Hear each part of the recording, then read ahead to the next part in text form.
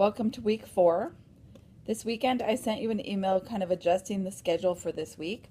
So I do want to address that again just to make sure everyone's clear about it. I do want you to do the reading that is assigned for the week, so continue with that schedule. But as far as homework goes, I canceled discussion number 6 and I moved up the first post due date for discussion number 7. So for discussion number 6, everyone will get all the points in the grade book. And I want you to post your initial comments to discussion number 7 by 10 p.m. on Wednesday, and then comment on another person's post by 10 p.m. on Friday. And then the paper that was due Tuesday is now due Thursday.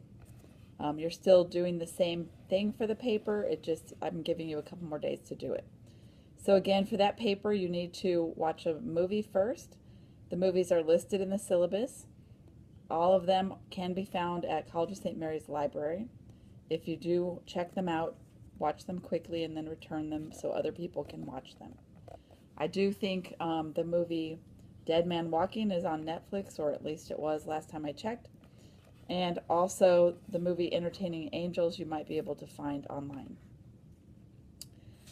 So the reading for this week, I'll just give you a quick little summary or a few things to think about, but obviously there's quite a bit of reading, so I can't go into great detail about it. But what you're going to see overall as you read this is that women in general start to take on a bigger role in the church. This doesn't mean necessarily leadership roles, although in some cases that was what happened, but more being seen as equals. And what you'll see kind of happen is that churches really outside of Catholicism, become very in tune with the Holy Spirit, and they start to believe that if a person is called by the Holy Spirit to preach, then who are we to stop that? And so in churches that are Protestant churches, we see more movement for women. There are some women in particular that you'll read about. The story about Anne Hutchinson is very interesting, and so pay close attention to that one. You'll also see that as people start to receive more freedom within the countries they live in, like the United States, that they also start to kind of want more equality in the church. And so one thing that comes out of that is something called the Women's Bible, which was written by or contributed to by lots of women, but the primary person was Elizabeth Cady Stanton. So outside of the Catholic Church, you see this start to happen. Inside the Catholic Church, there's less movement, although the area where you start to see a lot of growth is with women who are nuns. And primarily they become active in ministries such as hospitals, education, and within the hospitals, nursing. And in the backdrop of what you're reading, you're hearing a lot about American history and kind of some developments in America. And so it's just good to note that Catholics in particular were not well liked in America.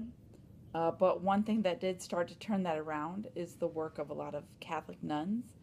And, they're ministering to people in hospitals in particular, gave a different face to the church than what people were kind of stereotyping Catholics as being very poor and destitute and desperate and, participating in some immoral things as a result.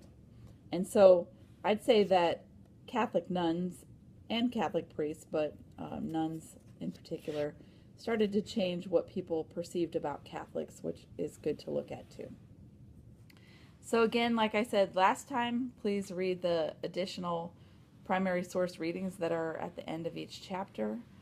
Those are pretty interesting, give you kind of a different view, either perspective from women or writings about women at the time. Again, we still need more freedom, more equality than what you're going to read about, but there is some progress here. And even though women are still seen as the weaker sex and they're still primarily in the home, they do have more freedom when it comes to free thought about religion, and even preaching to other women is seen as acceptable. So enjoy the reading. I hope the adjustments I made this week make it a little easier for you all to get caught up.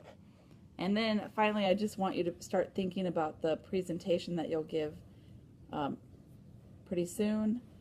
I didn't look at the syllabus for the due date on this, but I know it's coming up.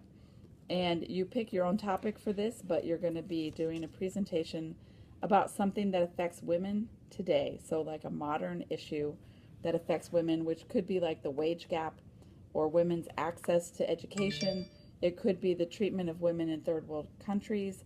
It could be, women as the majority of the poor, or the feminization of poverty, as you might call it. It could be about sexism or sexual assault, sexual abuse. It could be about, sexual discrimination. Anything that affects women, and you're going to give a presentation about that. The criteria for it is in the syllabus. I will talk more about it later, but you should think about a topic. You should start researching. You need 4 outside sources. You need to mention them as you use them. And if you want to use a visual aid, you can. It's not a requirement. I will email about some sites that you might use. I think YouTube is the easiest for this. So I will send an email with some ideas for this, but you should start thinking about the topic that you want to present on. You will have to videotape yourself and upload a video, and again, YouTube is probably the easiest way to go with that. If you've never used YouTube, maybe try it out with a 30-second, commentary on whatever you want to talk about and see if you can upload it. So email me with your questions, and good luck this week. Thanks.